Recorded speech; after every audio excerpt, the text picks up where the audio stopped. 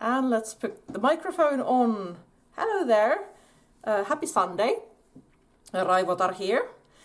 And today I am going to talk about something that is extremely personal. As if I haven't done that before already. But today I'm going to talk about something that has defined me and my actions for over 25 years. So that's a quarter of a century. This thing has been defining me, and it has made who I am today. And yeah.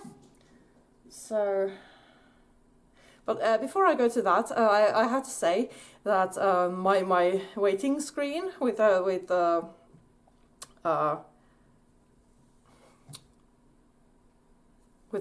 seal that's going round.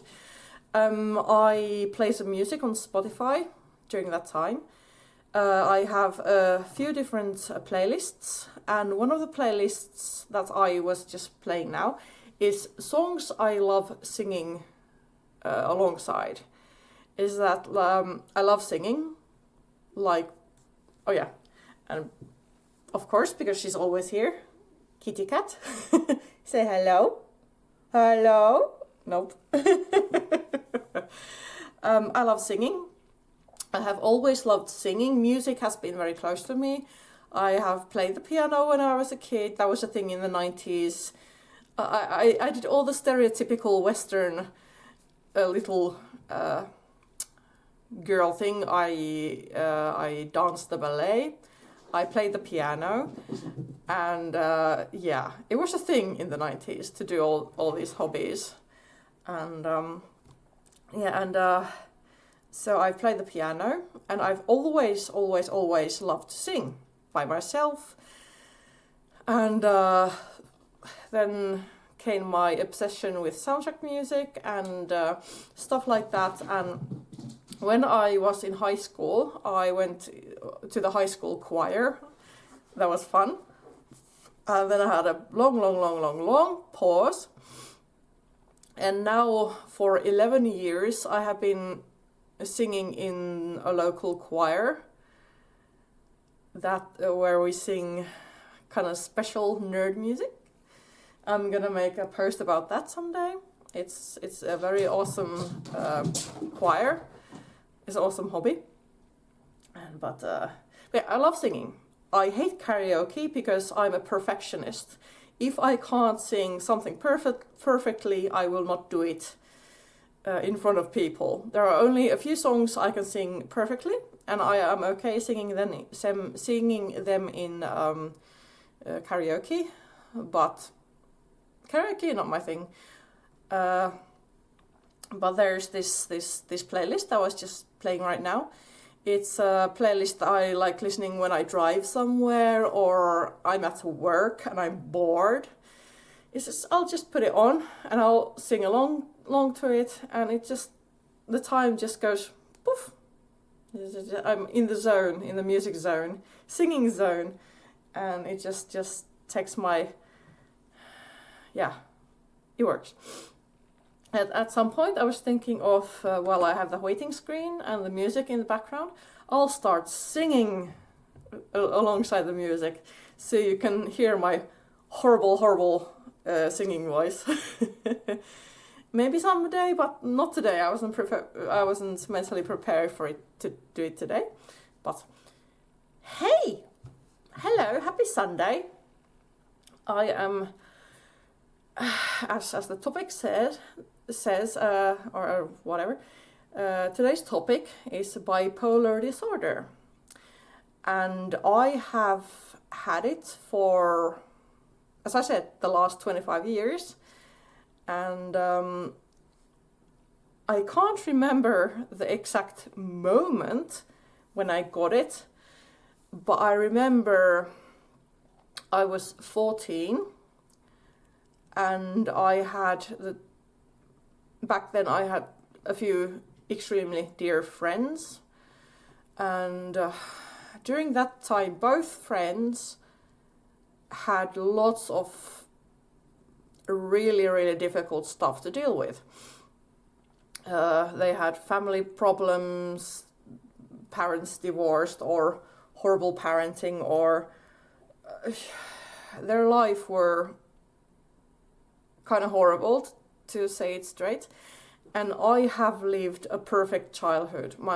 I love my parents. I have one sibling, a brother. My childhood was very protected and very kind of like, I had a very innocent childhood.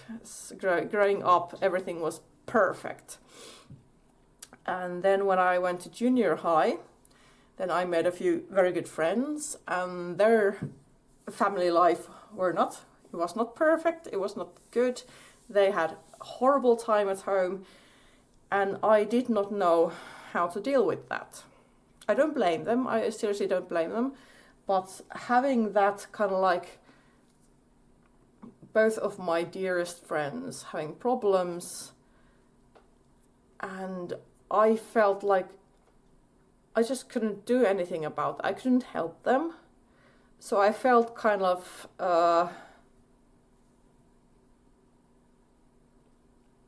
helpless. I felt helpless, and in Finnish, kädetön.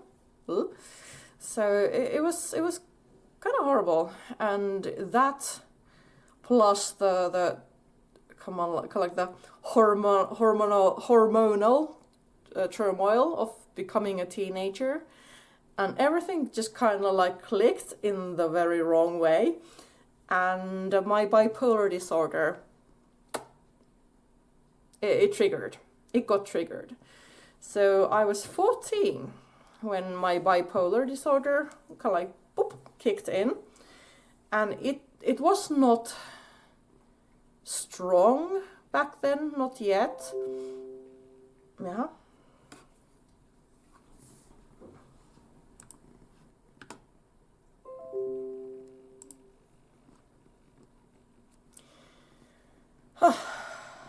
Problems, stupid problems. Yeah, I was 14, bipolar, bleh, I have it. And I didn't realize it back then. I was like 16 years later, so I've had bipolar for already for over half of my life. I was 30 when I was diagnosed, and that was pretty darn late in the game. So for 16 years I felt horrible, and I did not know why. And not only horrible, because bipolar has both depressive phases, but also manic phases, and I so recognized those in me. I mean, when I was younger, the thing about manic phases is that if you do something, you do it 150%. And I remember my childhood, if I was interested in something like a movie or music or whatever, I wanted to know absolutely everything about it. I became obsessed. It was like I was like, yeah. It was like I was obsessed and possessed. And yeah. Back then I had a few hobbies. I did theater, I drew, because I was a furry. I drew my furry character. And there were lots of TV series and music and movies that I was into, and they were my life. I was obsessed with everything. And nowadays that has calmed down. I think it was kind of like a childhood thing, but it was also a bipolar thing. And but yeah, nowadays 9 years of therapy and medication, I am a functioning bipolar. So I have gone through hell, but I have also gotten better. And why I was diagnosed so late was that, I did realize when I was 26 that not everything is okay with me, and I tried to get help in the public health care, and I was there for a few years and nothing helped. No one knew anything, no one had the answers. So I was like, fuck this shit. Whatever, I give up. But thankfully, my parents stepped in and they were like, okay, go to a private doctor, they will pay, get some answers. So I went there, I got some answers, got medication, got therapy, got everything clicked, and now I am a very functional person with a bipolar disorder. But it has been interesting. And luckily I have a mild version of bipolar. I can't remember, there's like bipolar stage 1 and stage 2. I think stage 2 was the milder one, which I have. And stage 1 was the rougher one that I have a few friends who have it. And old boyfriend who also had a very, very severe bipolar disorder. So that did not work out well to bipo people in a relationship yet. That was very toxic. But yeah. But what I was thinking of talking about today was about how bipolar disorder affected me when I was younger, and how I manage it nowadays. Because as I said, I was 14 when it kind of came into existence, and one of the first things that I remember, one of the first ever symptom that I got from bipolar was self-harm. As I said, my two best friends from that time drink.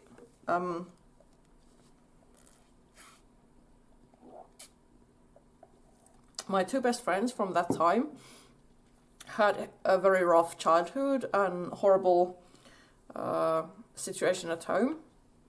And one of them back then were doing self-harm and cutting themselves, to be very blunt. She was very grotesque and brutal about that. And I remember I was staying at her place one evening, I think it was the weekend, and she was feeling very bad and she was cutting herself. And I didn't know how to deal with that. I was kind of like in shock. I felt helpless. I felt so helpless, and kind of like I had this storm brewing inside my head.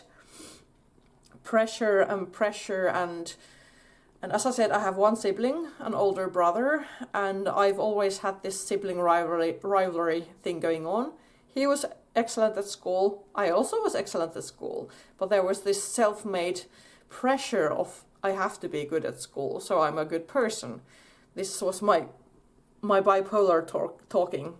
I've always had that in my head. I have to be X, so I am a good human being. And so I had school pressure and friendship pressure. I started theatre around that time, so theatre practice and all kinds of pressures from everywhere. So when I was staying at my friend's place, and I remember she had gone to sleep already, and I was still wide awake. And she had this, these very small forks that you normally have in like when you're serving stuff, and you just have this little small fork where you get like cucumbers or feta cheese or something to put on your plate. I found a fork like that, and I just took it and just stubbed it there and did that. And it felt awesome. It was kind of like this, I had all this pressure inside me, and then when I did that, it was like I opened a vent or something, and the pressure just went out. So at age 14, I learned self-harm / cutting / whatever, and it helped me.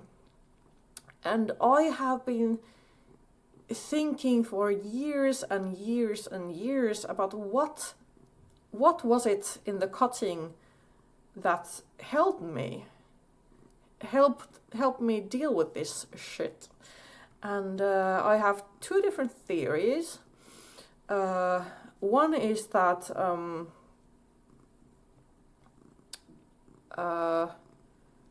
I had this, as I said, I had this storm inside my head, and because it was all inside my head, I couldn't figure it out. There was nothing tangible there. I couldn't. I was lost. My head was it was a storm.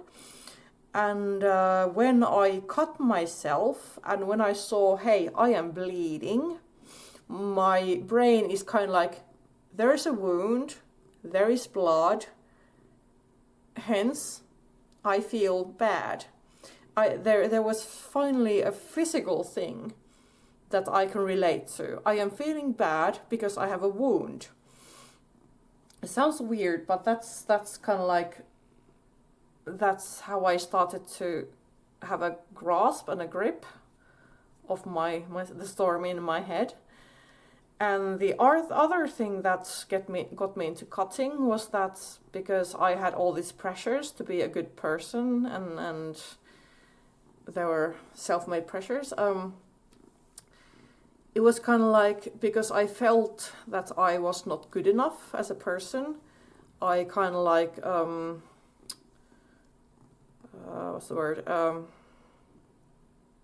Punished myself. Because you're such a worthless bad person, you ought to be punished. And the punishment was cutting. So it was both kind of like a weird good thing, bad thing, cutting. And but in the beginning it was only light scratches, not even that much blood, or if any blood. I just wanted to feel the pain. And I felt pain. And I got to deal with the storm in my head, and it became a regular thing. I just started cutting myself, and it was not like an everyday let's draw some blood. It was kind of like now and then when I was having a depressive phase or life felt too overwhelming, I just did it, and it was very light. I did not make deep wounds, and as I said, not every time blood was drawn, but it was, I could keep it hidden. No one knew about this, and I was very good at keeping it hidden because it didn't leave any scars, it didn't leave any marks. They were so superficial that, Oof. But, that's the first thing that happened when my bipolar started, and then life just went on forward. Good things happened, bad things happened, and my mind just went from one end to the other end constantly, and afterwards, I recognize stuff. For example, my bipolar disorder is linked to the amount of sun. So when spring comes and summer comes, I am manic, and I am like living the best life. I am over the moon. I have energy. I'm like hyper focused. Everything is perfect. Everything is going like life is just perfect. But when the sun starts to kind of like vanish during fall, especially during winter. Then my depression phase kicks in because there's not so much sun. And then the winters I was very passive and kind of like had downers, and it's like it was a roller coaster, a constant roller coaster. And back then I drew a lot, and I have been looking at the pictures of kind of like as an adult, and I've seen that drawing was kind of like this visual diary for me. And yeah, there are some very horrible and grotesque pictures there where I can see the self-loathing and the self-hatred and everything like that in the pictures. And I'm like, wow, okay. That young and that much feeling of hatred and self-loathing is like, yeah, it was rough. But life went on. I went to junior high, I went to high school. Then I moved to Turku, where I now live nowadays. And during that time, I have lots of stuff that triggers me. They have always been there as long as I can remember. My biggest trigger is the fear of abandonment. And I've had that as long as I can remember. I remember first time thinking it, I was like 7-ish years old. And yeah, so that's something that really triggers me. But nowadays with therapy and medicine, I am not triggered anymore. But yeah, when I was 20-ish, both of my best friends ghosted me. They just abandoned me.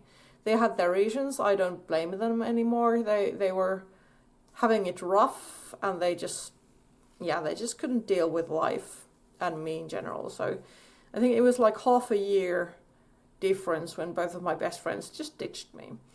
And so my reaction was, as I was moving to Turku, my reaction was to kind of like sever all connections, all relationships, family, friends, whatever, cut away. The logic was that if I leave them, or actually I am going to leave them before they leave me.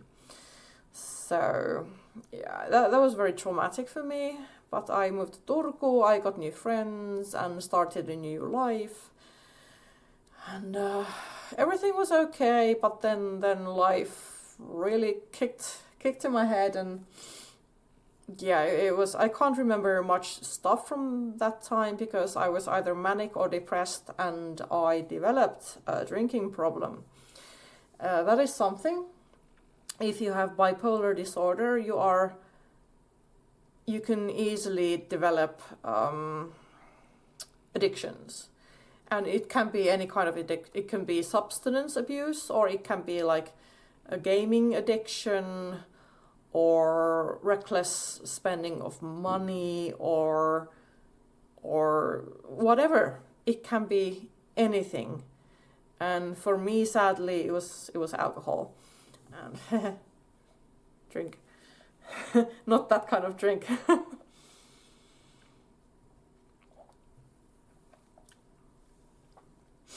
Actually, I'm gonna pause here for a while, put my microphone off and go pee, so excuse me for a moment.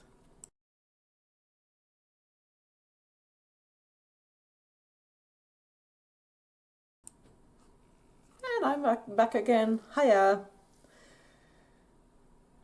But yeah, going to when I was 20 and I got alcoholism. Yeah, up till the age of 20, I basically did not drink. It was not my thing. It's like me.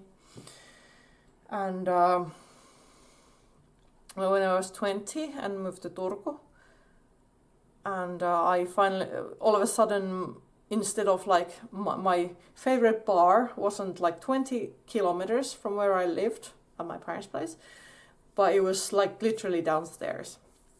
So I had access to bars, and then I started to drink, and then I realized that holy shit, because I'm an introvert, I'm a social introvert, but back then I was afraid of people. And I noticed that if I have a drink or two, being social was all of a sudden extremely easy. And yawn. And so I started to go out. I was working at the Nokia mobile phone factory back then, which was an interesting phase in my life. So my friends were all from the factory, and we had this heavy metal group, and we were at the same working at the same time. So when we had our free days, we went to the heavy metal bars and other bars and drank a lot. And so I noticed that, hey, drinking makes me social and takes away my fear of people and doesn't make me introverted or takes it away. So I started to drink a lot, and with my bipolar disorder, I became really addicted. Like a severe alcoholism developed from that time. And because I was young and I didn't understand the dangers of alcohol, I just went for it, and I didn't realize what was happening until it was too late. And a few friends of mine were kind of like worried that, are you okay? You're drinking a lot. And I was like, fuck you. I'm fine. I'm just having fun. I just like going out. And etc, etc. So all kinds of, yeah. I started to drink a lot. And that went on for many years. And when I was 2012, I was 26. I just got fed up. I have this if you can, no, I don't think you can see it here. No, there's a stitched cut there. I remember it was winter, and I was having again one of my depressive phases. I was at home drinking and then just cutting away chip and and then all of a sudden I was like, okay, this cut went pretty deep, help. So I had to go to the emergency to the hospital in an ambulance, and they stitched my hand. And I remember there was this doctor there who was kind of like, are you getting help? And I said straight that, nope, I'm not, but I will get help tomorrow. So 2012, I realized that enough is enough. This can't go on like this.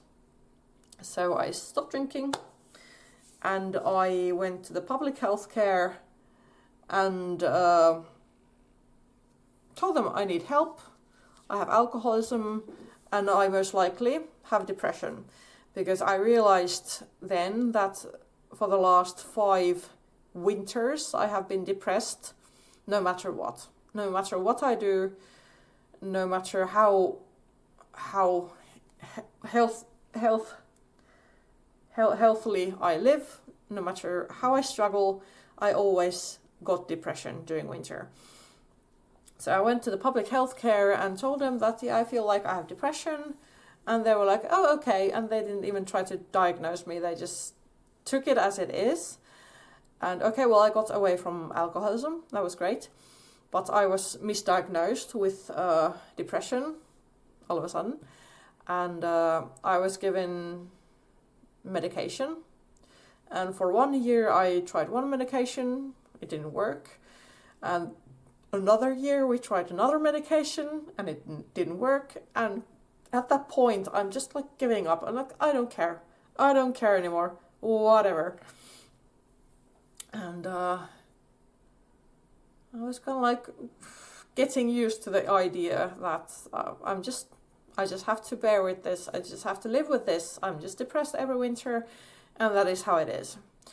And then my parents kind of like butted in, and they were like, no, something's wrong, and you have to figure out what's going on.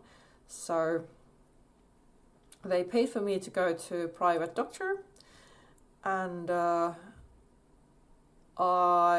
first time I went to talk with her, it was 2015, so I was like 29, and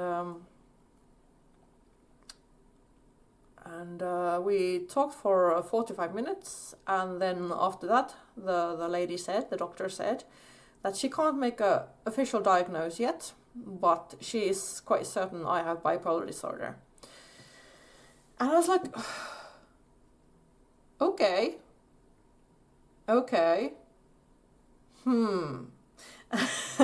because I had dated someone who had a very severe bipolar, and I remember he once told me that, no, you don't have bipolar, you're different than me. Well, of course I'm different, because I have a mild version of bipolar, and not every bipolar disorder is similar. There are some that's very severe, and there are some that are from the normal end of the spectrum, and I'm from the normal end of the spectrum. And so when the doctor told me that, yes, you have bipo, and I was like, okay. And she was like, well, how does it feel? And I was like, well, finally I have a name for this. And it took 2 times. 2 times I went to the doctor after that to get the official diagnosis. And she was like, yep, you've got bipolar disorder. And it's recognizable.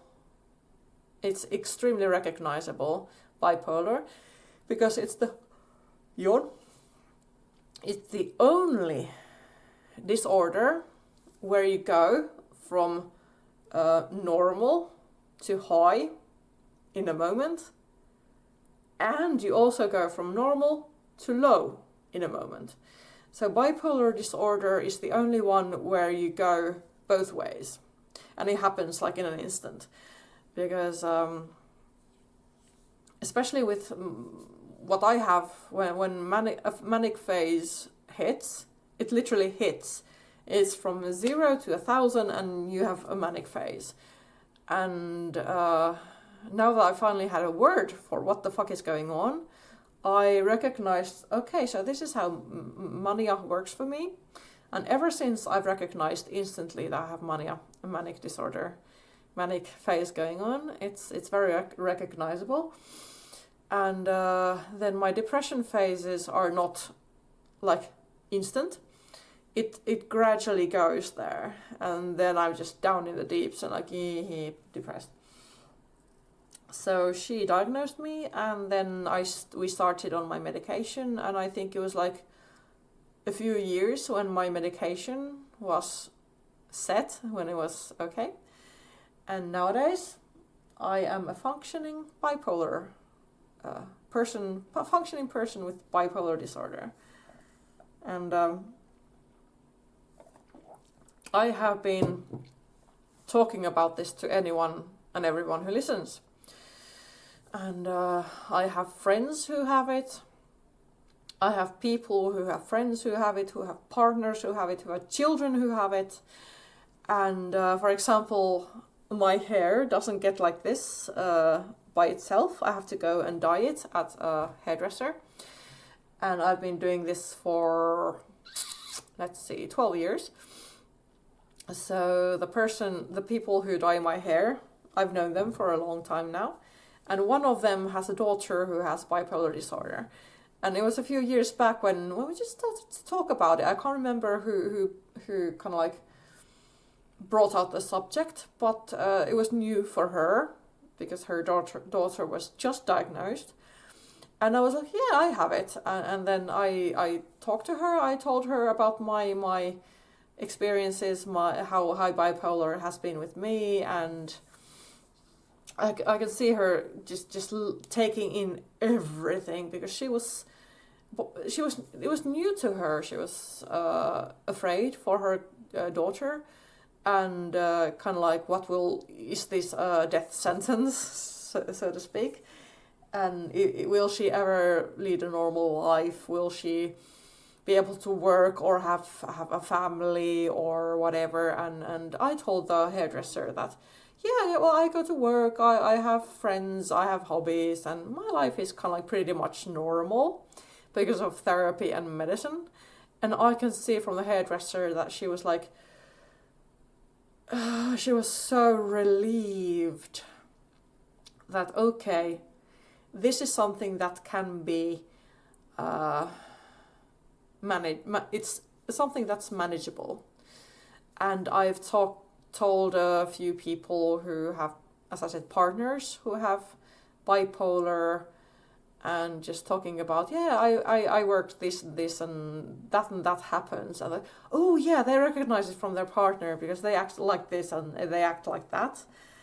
And I also say, okay, yeah, well, there's a kind of like a reasoning and logic behind how they act and why they act, and it's like they get to understand the person better when I tell about it, because I am a very logical person, and I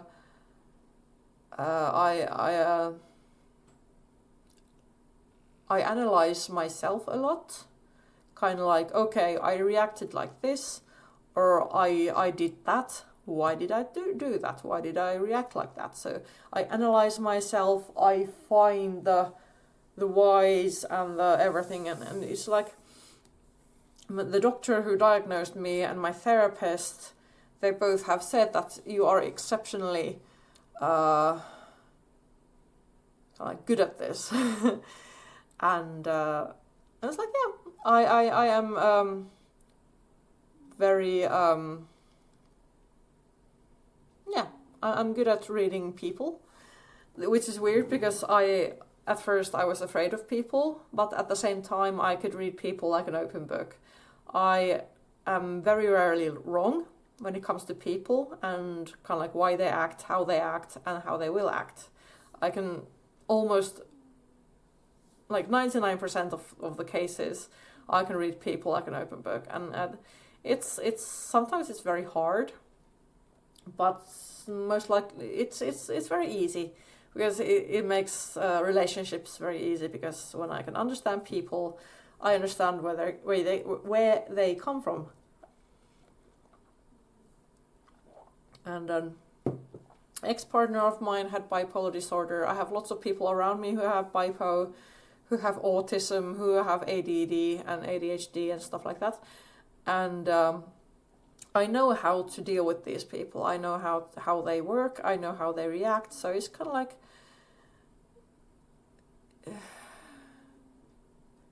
it weirds me out that not all people are this. They can read into people like I can. It's kind of like, what the hell, isn't this normal? But yeah, so stuff that was there when I wasn't diagnosed was cutting and alcoholism, but ever since I got my diagnosis, they just went away. Especially the cutting, I remember it was just like, ever since I got my diagnosis and ever since I got to speak with a therapist, it stopped. And in hindsight, I realized that cutting was also kind of like, because there was this, I kept everything in. As I said, when I was younger, I kind of like, I had to keep up face. I had to be this perfect person who's good at this and good at that and never feels bad and always happy and stuff like that. So every time when I felt bad, I masked it. I hid it. And the worse that my bipolar got, the worse it felt. And there was this pressure just building inside me. And when I took something sharp on my skin, it was a pressure valve. How do you pronounce it? Valve? Yeah. So all the steam and pressure, and I felt good again. Up till the next point when I was there was too much pressure inside, boiling inside. I just had to let it out. But once I started to talk with people, with professionals, that kind of like the pressure stopped it still built up, but I had someone to talk about it. And I didn't have to hide anymore. I didn't have to mask anymore. And ever since I started to talk, and ever since the self-harm went away, I decided that never again. I will never again hide stuff, and I will be very open and honest about my feelings, how I am, how I'm feeling, and no matter how difficult or how horrible the topic, I must be able to talk about it. And that has been one of the best decisions I've made in my entire life. And because of that, I can talk about very dark stuff with people. And then, as I said, they get an insight of how bipolar works, and they feel better because now they understand how their loved ones work. And yeah. So yeah, you can be a functioning human being with bipolar disorder, but it has to be medicated at least, and officially medicated, not self-medication, which can be, as I said, substance abuse or other addictions, and that's managing. But nope. Drink.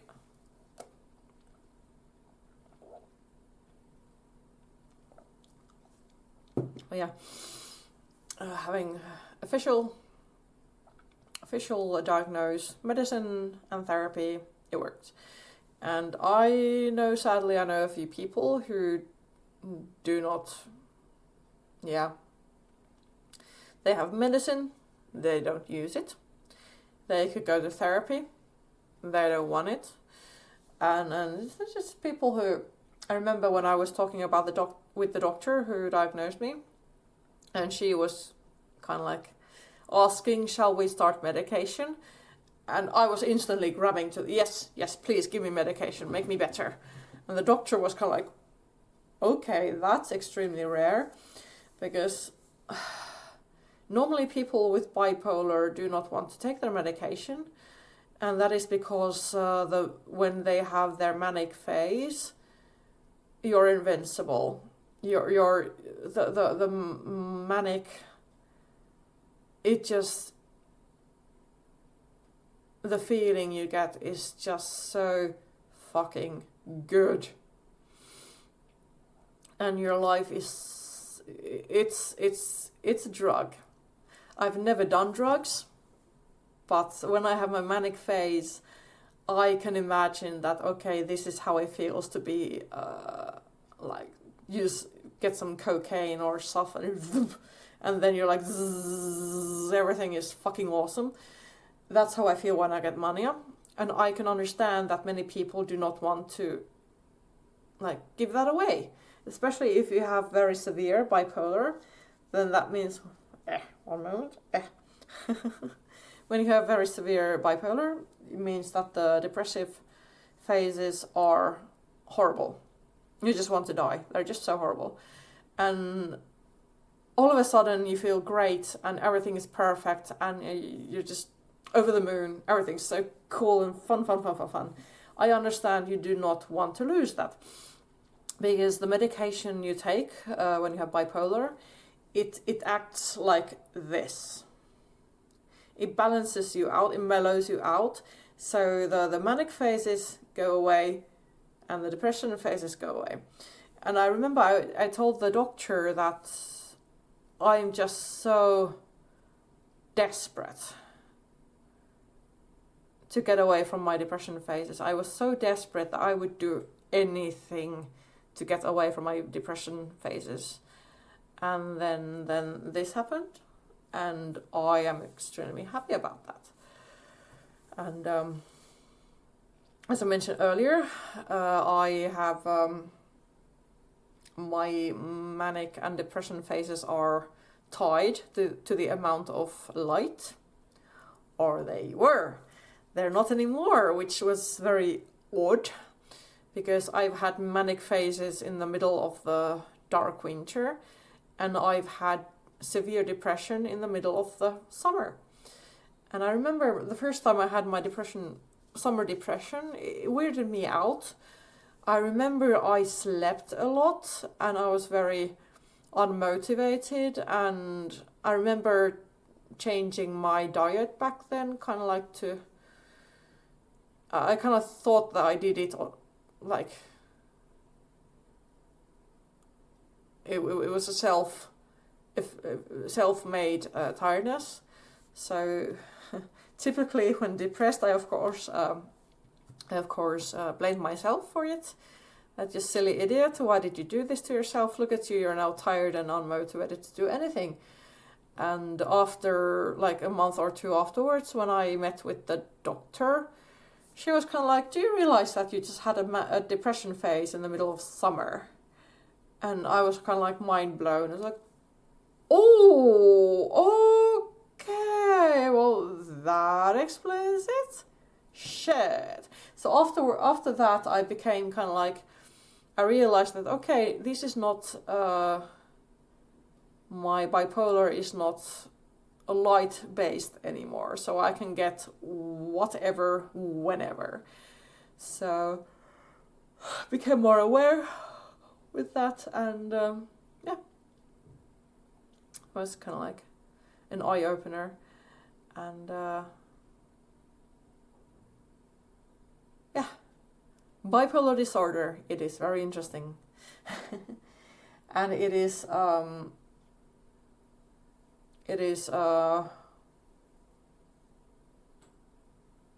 you can inherit it. This comes from my mother's side.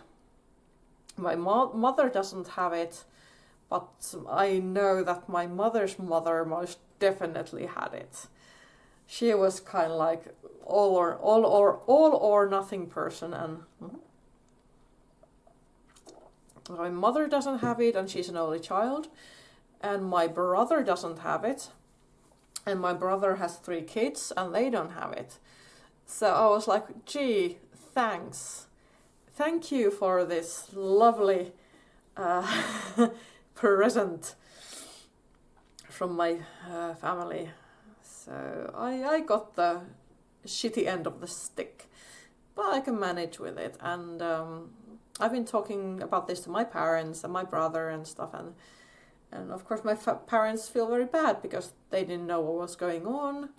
They found out later, and they're being kind of like, they would have wanted to help, or if they knew, and you couldn't have helped me.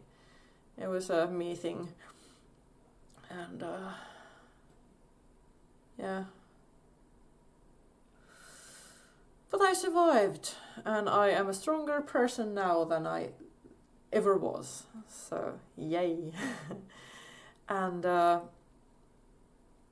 I have lots of friends who have all sorts of mental disorders, and at one point I was kind of like, I have nothing in common with normal people who have never had a bad day in their life. And I was like, I have nothing in common with them, and I don't get those people, these happy-go-lucky, everything has been always good. And for me that's like weird, like, ugh. Nope, go away, we have nothing in common. So I have gathered a bunch of people around me who are a bit different, but I love it like that. I seriously love it like that, and yeah. Hey, I'm gonna change into this. Here we go. Because I did some digging and I found nice websites, which I am going to show. There we go. There's my waiting seal, and yeah, I found some interesting, just basic. If you're interested in bipolar disorder, to kind of like, let me see. Kind of like the facts, as you can see here, key facts. Excuse me.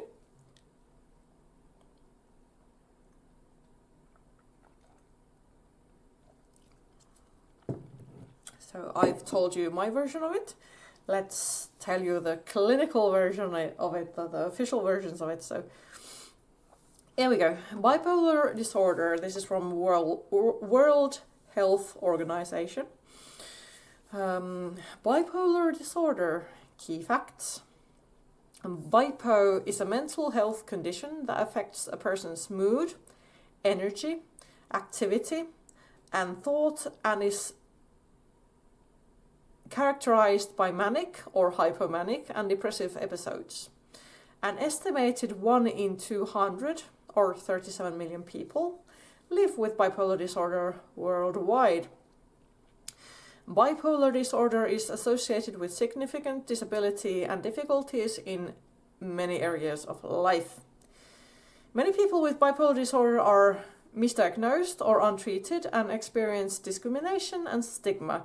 I got the misdiagnosed. Here, I got that personally. There are a range of effective care options which combine medicines and psychosocial interventions to help people with bipolar disorder stay well. What?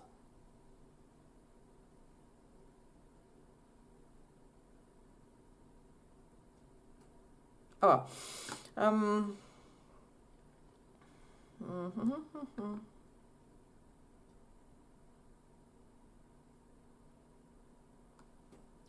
yeah. While the...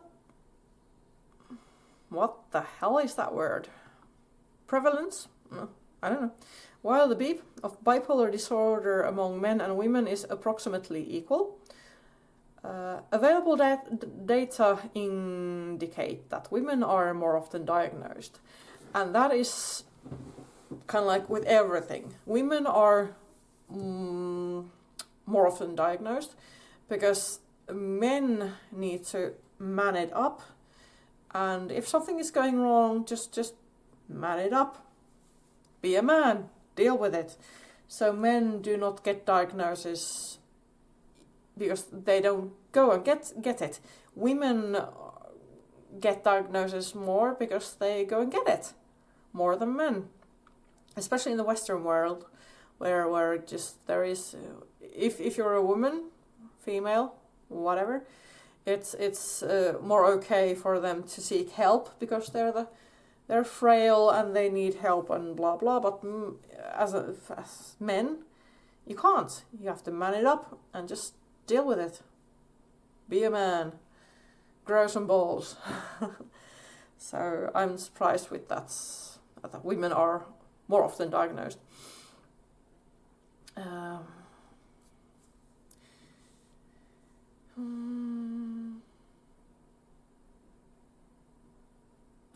Interesting. Stigma and discrimination against people with bipolar disorder are widespread, both in communities and health services. This is interesting. I haven't bumped into this. This can undermine access to health care. It also fuels social exclusion and can limit opportunities for education, employment, and housing.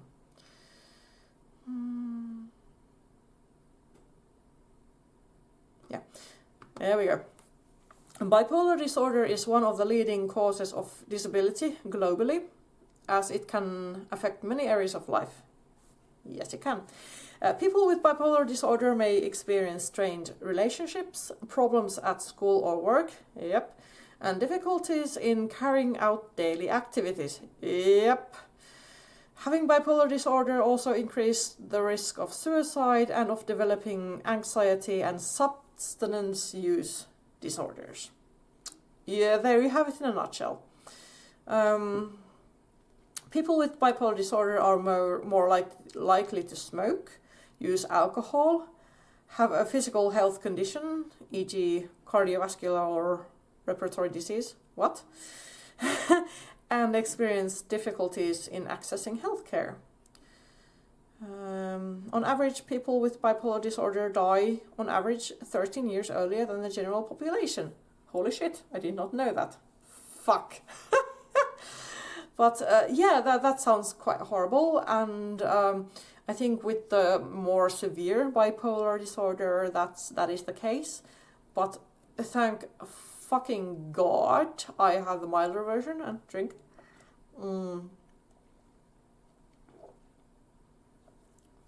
And it did affect my life at some point more with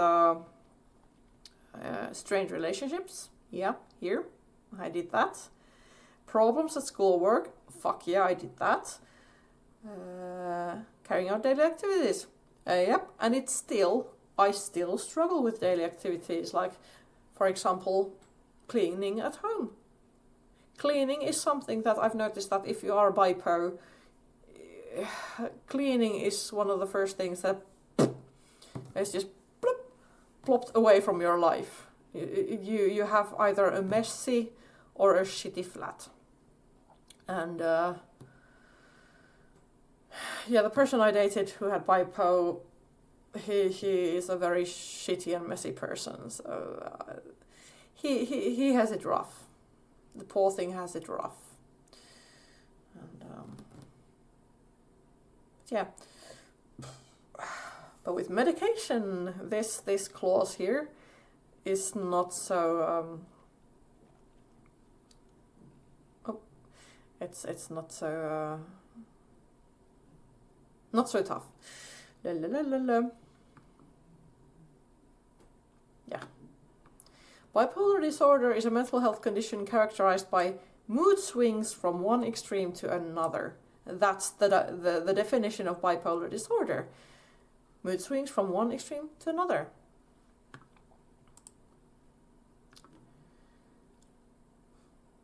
During a manic episode, a person experiences an extremely high mood with lots of energy, feeling very happy, excited, overactive. They may have a sense of euphoria, sudden shifts in mood, or an excess of emotion, uncontrollable laughing, or feeling much more irritable, interesting, agitated, or restless than usual. Restless, that's my thing. In manic episodes, the changes in mood and activities are accompanied by other characteristic symptoms, which may include highly inflated sense of self-worth or self-esteem. I kind of recognize that, but holy fucking shit, my ex, he was borderline narcissistic.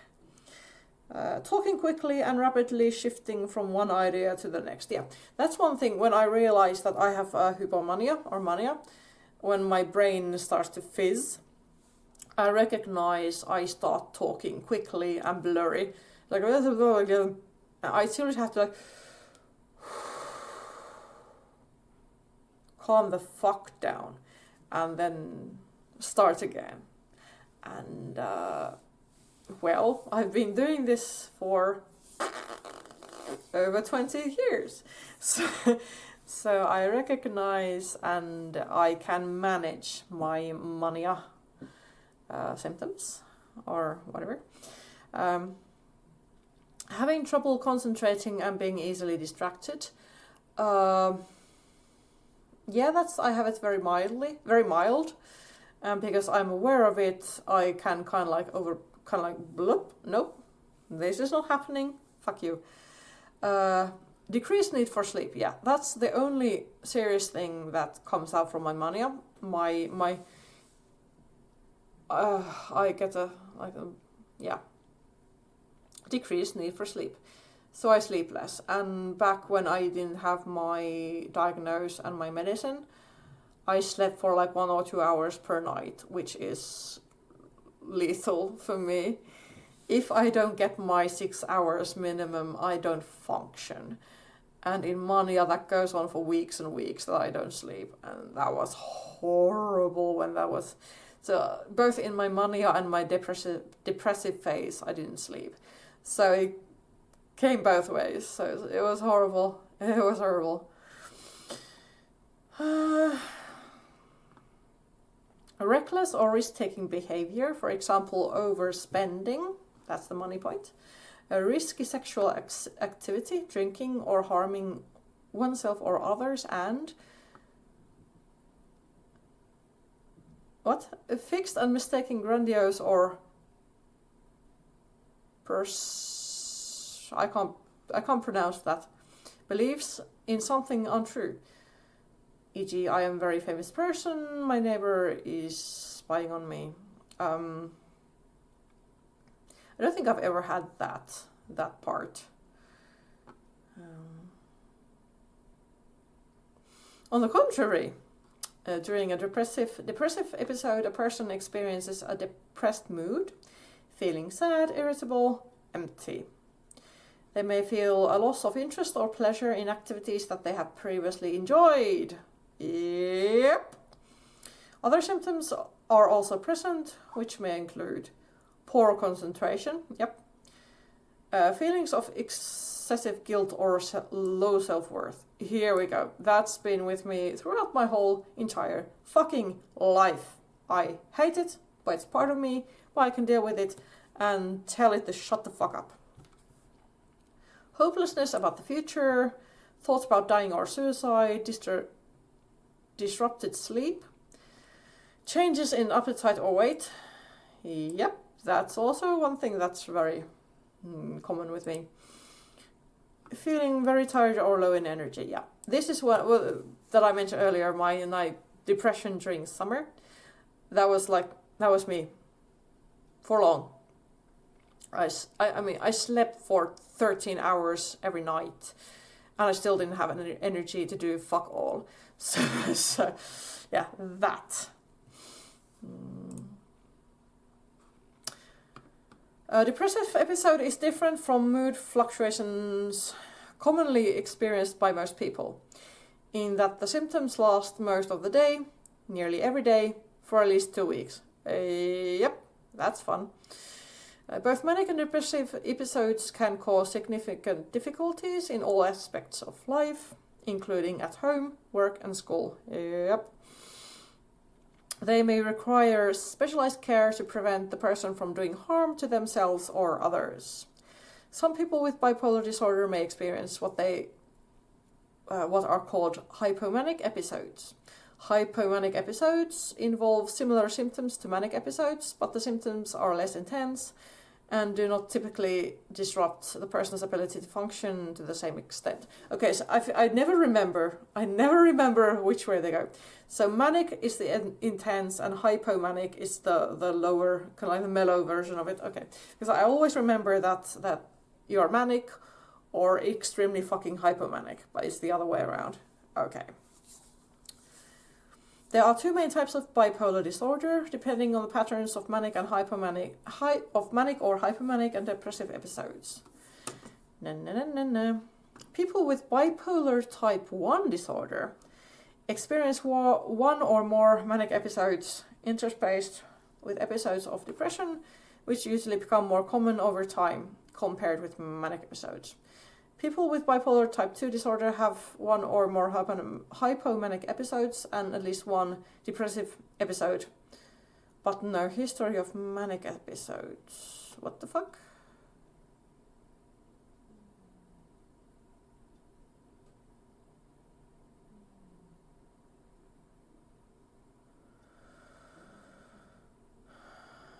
Okay, so I have type 1. Yeah.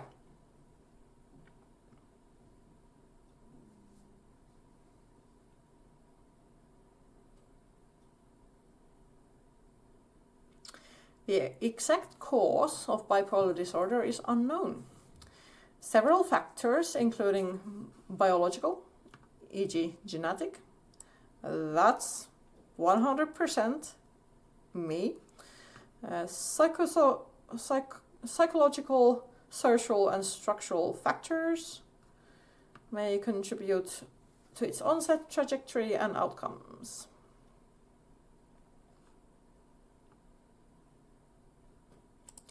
Adverse circumstances or life-altering events can trigger or exacerbate the symptoms of bipolar disorder. So this was what I mentioned, that my best friends were having a horrible time and I couldn't deal with it. So that was pressure from the outside.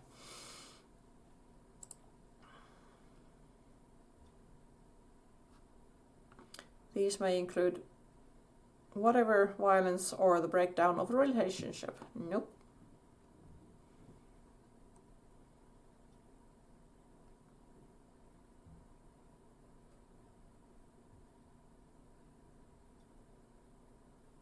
Cool.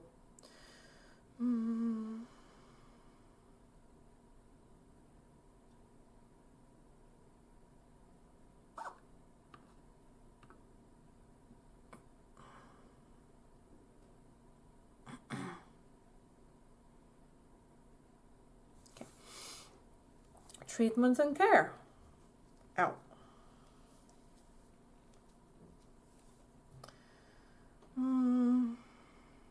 Even though symptoms often recur, recovery is possible. With appropriate care, people with bipolar disorder can cope with their symptoms and live meaningful and productive lives. Hello there. There are a range of effective treatment options, typically a mix of medicines and psychological and psychosocial interventions. Medicines are considered essential for treatment, but themselves are usually insufficient to achieve full recovery. My ex is a perfect example of that. He has medicine, doesn't go to therapy, and the medicine does fuck all to his life. Yeah. People with bipolar disorder should be treated with respect and dignity and should be meaningfully involved in care choices, including through shared decision-making regarding treatment and care, balancing effectiveness, side effects, and individual preferences.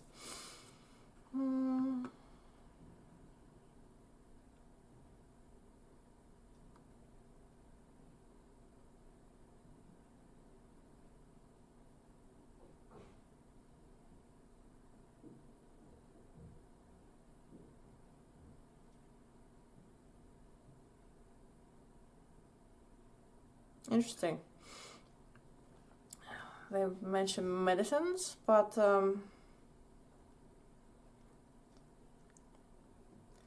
they don't mention the drug I'm using. They do mention lithium,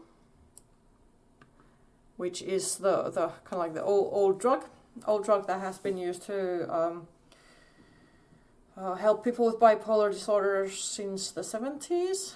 But the thing with lithium is that if you take too much, you die. You overdose very easily with it. And I remember when there was talk about what kind of medicine I will be using, I said big fucking hell no to lithium, because I don't want anything fatal in my flat.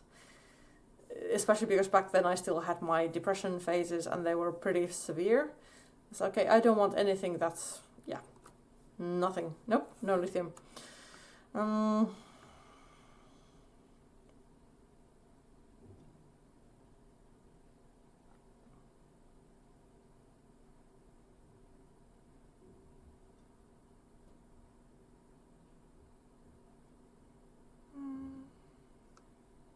Okay. That was fun. Let's see what Wikipedia says about this. And I am going to... wait a minute.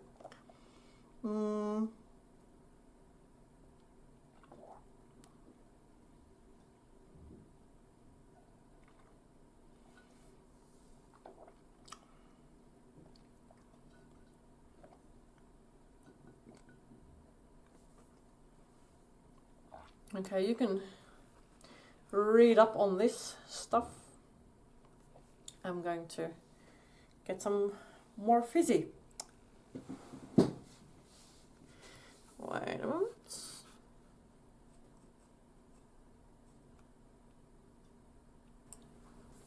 Hiya! And I'm back. So yeah, let's see what Wikipedia has to say about bipolar disorder. Most likely the same thing.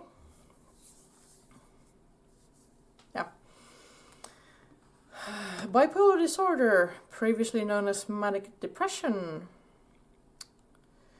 is a mental disorder characterized by periods of depression and periods of abnormally elevated mood that each last from days to weeks and in some cases months. If the elevated mood is severe or associated with psychosis, it's called mania.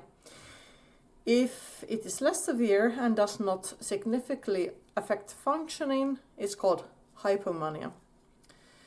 During mania, an individual behaves or feels abnormally energetic, happy or irritable, and they often make impulsive decisions with little regard for the consequences. Oh no.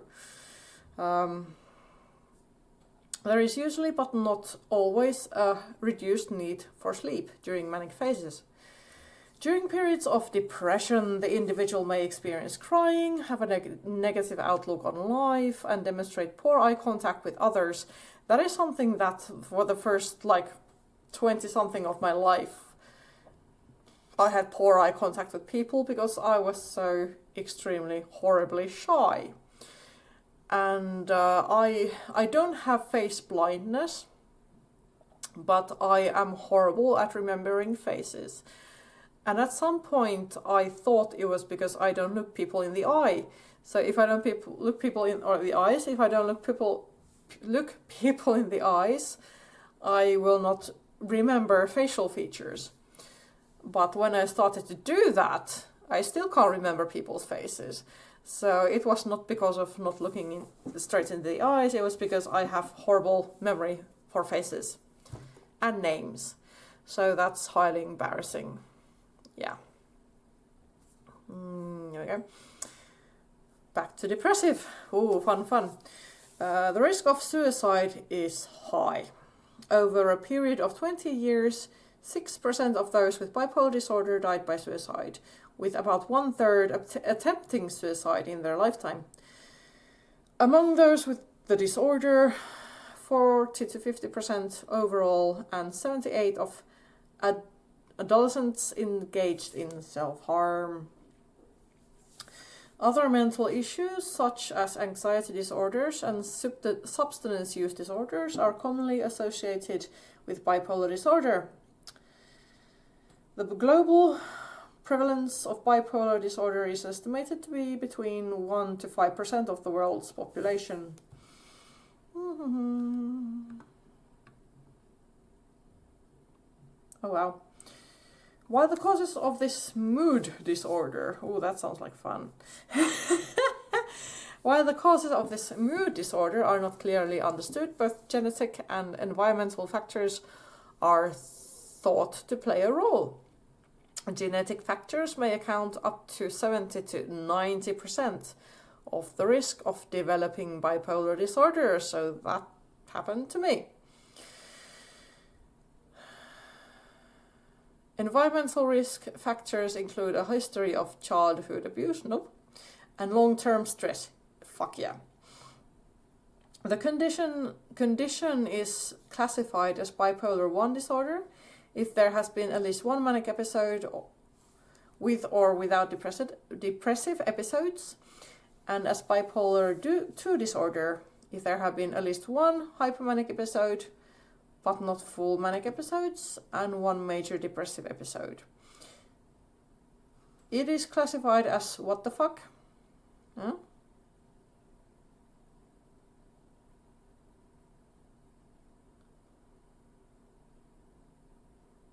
Okay. If there are hypomanic episodes with periods of depression that do not meet the criteria of major depressive episodes. So, okay, I was wrong. I have bipo 1. I can't remember which one I said earlier.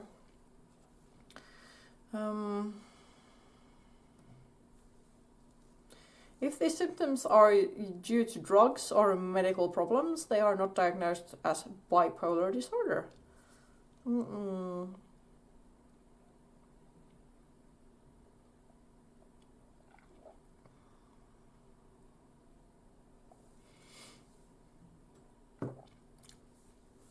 Other conditions that have overlapping symptoms with bipolar disorder include attention deficit hyperactivity disorder, never heard.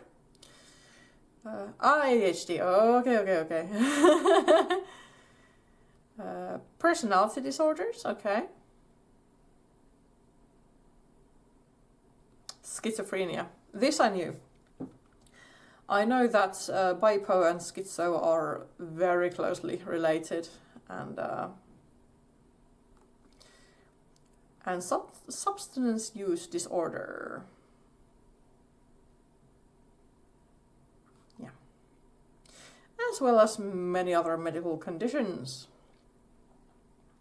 Medical testing is not required for a diagnosis, though blood test or medical imaging can rule out the problems.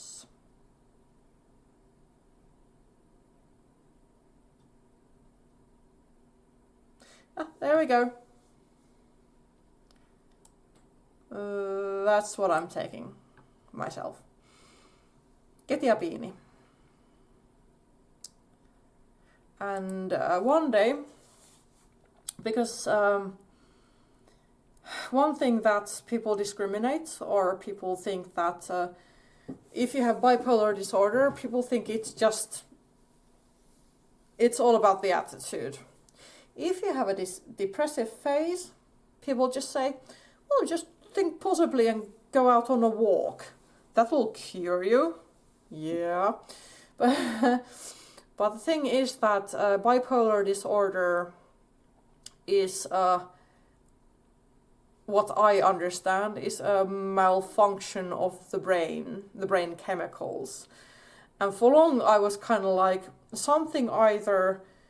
there's something too much, or there's not enough of something. And I actually try to find out what my drug does, ketiapini, and it helps the brain receptors to receive stuff. So bipolar is basically the brain receptors do not receive. So you take medicine for them to receive stuff and you become more balanced. And I had a friend who really struggled with the idea of, because as I said, I had a perfect childhood, a very good upbringing, and still I have depression phases and struggle with life.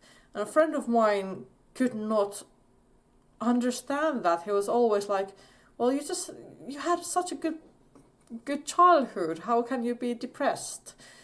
And I always used like, for example, if you are born with heart disease, or if you are born with what's the word?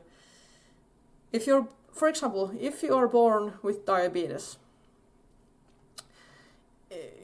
if I tell people that I have depression phases because I have bipolar disorder, and people are like, well, you had such a good childhood, you can't be depressed. I tell them that's okay. You don't go to people with diabetes and tell them, well, you had such a perfect childhood, you can't have diabetes, because it's a physiological thing. It's not a mental thing, it's physical. Bipolar disorder means that I am physically sick, not mentally, physically. So I need to take medicine to be physically normal-ish, and then mentally I can become normal-ish. But he just couldn't grasp that. He just always stuck on, well, you had such blah, blah, blah, blah. You had such a good life. How can you be depressed? Well, fuck you too. Yeah. What else?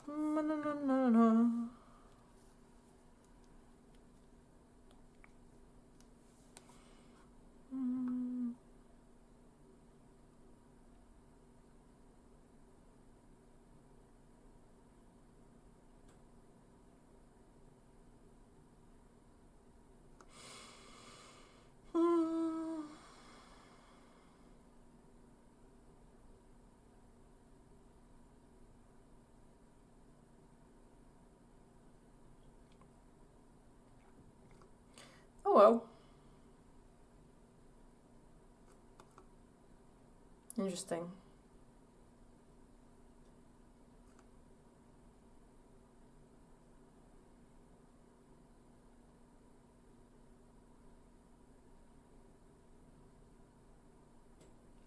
Oh well, if you are interested, then the internet is full of answers. Just go to places that are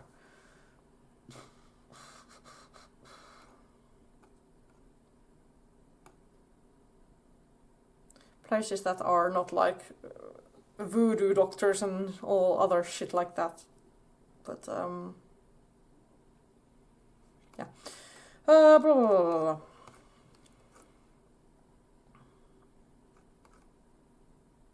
One thing I'm gonna kind of like end it here, because, well, I had my talk and I don't feel like talking more anymore.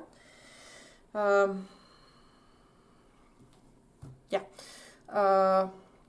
One thing that I know a few celebrities that I like who have bipolar. One of them, one of them is the actor comedian Stephen Fry.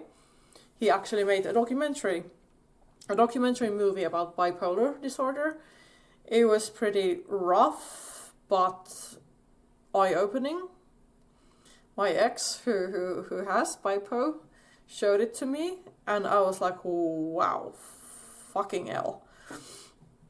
And in that documentary, Stephen Fry actually interviewed a few people who have bipo, and one of them is the singer Robbie Williams, the British singer Robbie Williams, not the actor Robbie Williams. He also had something, but most likely not bipo.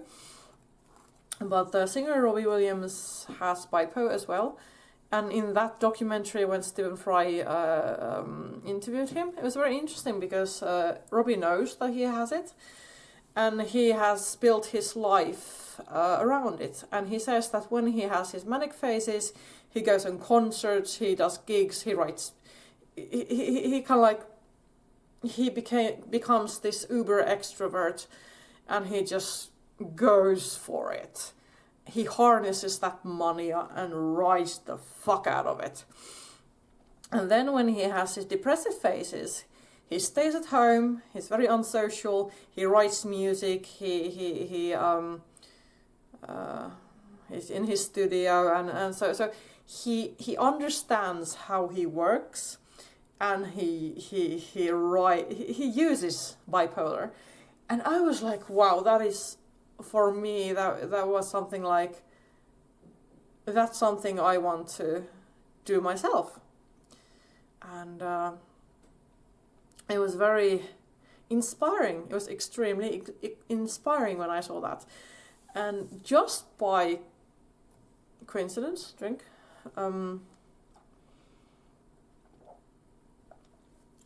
few years back, I've always liked Robbie Williams. I mean, I'm a heavy metal girl, and I love the deeper you go, the better the music.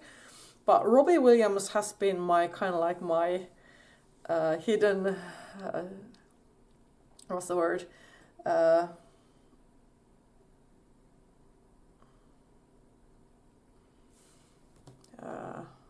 Well, I haven't been very open that I like Robbie Williams. There's something about him.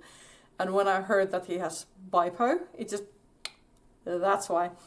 And a few years back, I was out in a bar with a close friend of mine. And the song Feel by Robbie Williams started to play in the background. And I was like, yeah, well, I've always loved this song. And I listened to the lyrics. And the first time ever I listened the fuck out of the lyrics. And when I was sitting there listening, come on. Yeah, so when I was sitting there and listening to Robbie Williams' song Feel, I was like, hey, what the fuck? He is singing about bipolar disorder. And I kind of like, I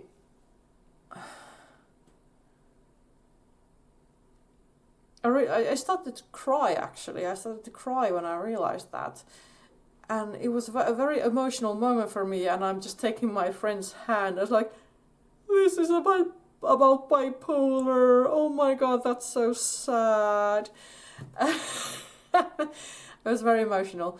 And yeah, so I'm gonna go through the lyrics here and explain them to you, because I can't unhear it anymore. Always when I hear this song on radio, I think bipo, bipolar, bipolar, bipo. Yep, he has it, and this is about it. So yeah, let's start. Come on, hold my hand. I want to contact the living. Not sure I understand this role I've been given. So yeah, you want to take part. You want to reach out. But not sure I understand this role I have been given. Yep, that's familiar for me. I sit and talk to God, and he just laughs at my plans. My head speaks a language I don't understand. So that's like I've been there. I've felt those feelings. It's kind of like this is what I've planned in my life, and then bipolar disorder is like, fuck you, no, nope, you're not gonna get it, because you have bipo and your brain is something. My head speaks a language I don't understand. So your mind just and you can't really just, what's going on? What? Why? What's going on? I know those feelings. I just want to feel real love, feel the home that I live in, because I got too much life running through my veins, going to waste. I mean, it's kind of, I just want to calm down and be in the moment.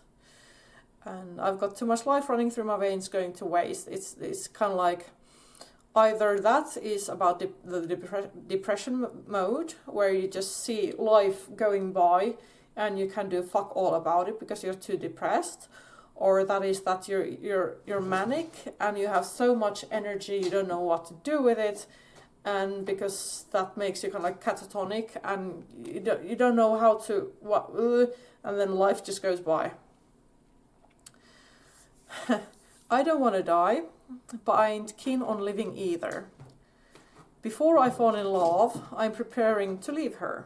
I scare myself to death, that's why I keep on running. Before I've arrived, I can see myself coming. And that actually reminds me of my ex, because just I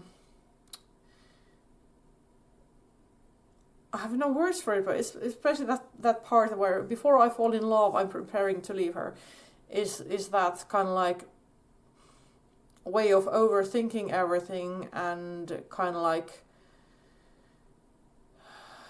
seeing that something is happening, but you know that you cannot control your feelings, so you decide to just skip it because you have no idea how it's so hard to explain. I mean, I understand exactly what these lyrics mean, but I cannot express them outside. I just cannot. And I scare myself to death, that's why I keep on running. Yeah, it's like the feelings that you have both in mania and depression, they scare you. You're either invincible and you can do everything, or you just want to die. So you're scared of those feelings because you can't. They come and go, and you can do absolutely fuck all to prevent them from coming and going and whatnot. And again, I just wanna feel real love, feel the home that I live in, 'cause I got too much life running through my veins, going to waste. And I need to feel real love and a life ever after. I cannot get enough.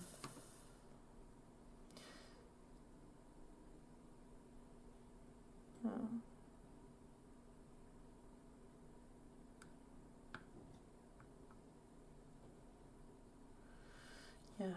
There's a hole in my soul. You can see it in my face. It's a real big place. So I know you can't see it. Goosebumps. Goosebumps when I think of this song. It's just like, yeah.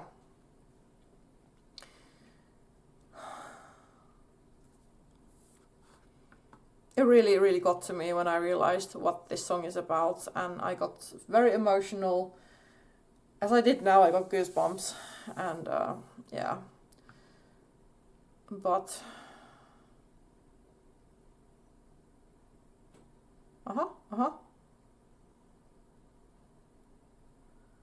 I'm afraid to. I have.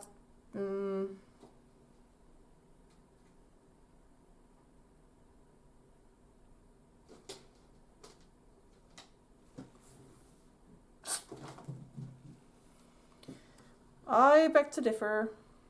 Me. Yeah. But hey, happy Sunday. I am going to. Ow. I am going to say bye. That was bipolar disorder, how I've experienced it, and what's the official stuff for it, and yeah.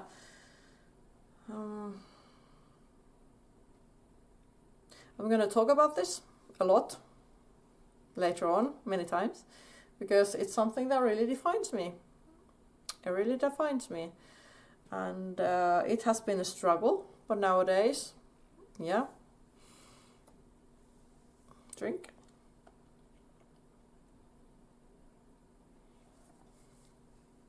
But nowadays, I can manage. I'm managing. So yeah, I'm just gonna be a bore and end it here. Because why the fuck not? Yeah.